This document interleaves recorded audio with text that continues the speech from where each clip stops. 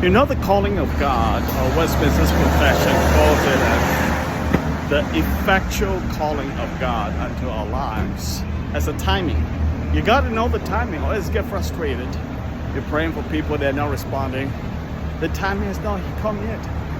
Because all these are determined by the sovereign divinity, transcendent God, and His preordination, His predestination.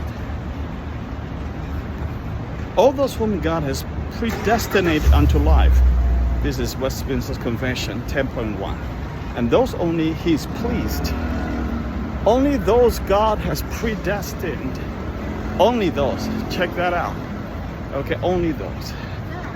Only those God has predestined to life. He is pleased in His appointed time and accepted time, effectually to call by His word and spirit out of the state of sin and death in which they are by nature to grace and salvation by Jesus Christ. The two things. One is only the elect are called, effectually called. Second, only the right timing of God. So this is something we have to be patient and trust and believe in God. Okay? In His appointed time and accepted time. Romans 8:30. Okay, so it says, and those whom God predestined, He also called. And those whom He called, He also justified. And those whom He justified, He also glorified. How beautiful, glorious, a chain of actions. You know, sort of a chain of reaction or chain of actions, one after the other.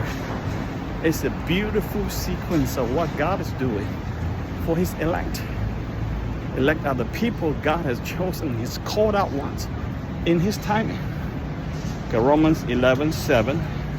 What then? Israel failed to obtain what it was seeking. The elect obtained it, but the rest were hardened. Did you see that?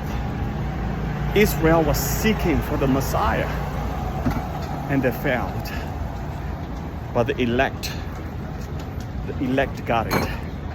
The elect got the Lord, got the Messiah, but the rest were hardened. Hardening of hearts. The most scary thing is people's hearts are hardened. Okay? Another verse, Ephesians 1:10-11.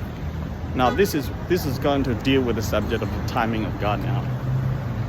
As a plan for the fullness of time to unite all things in Him, things in heaven and things on earth. In Him we have obtained an inheritance, having been predestined according to the purpose of Him who works all things according to the counsel of the will. So as a plan for the fullness of time to unite all things in heaven and on earth, okay, in the fullness of time. Did you hear that word? The fullness of time. God is going to unite all things in Christ Jesus. Fantastic. Powerful. You know, we have obtained an inheritance. We've been predestined according to the purpose of Him who works all things according to the counsel of His will. We have been predestined. Predestination is a difficult topic to expound, but it's a glorious topic showing the absolute power and glory and divinity and sovereignty of God. How much He condescended down to us to save us. Incredible. In the fullness of time.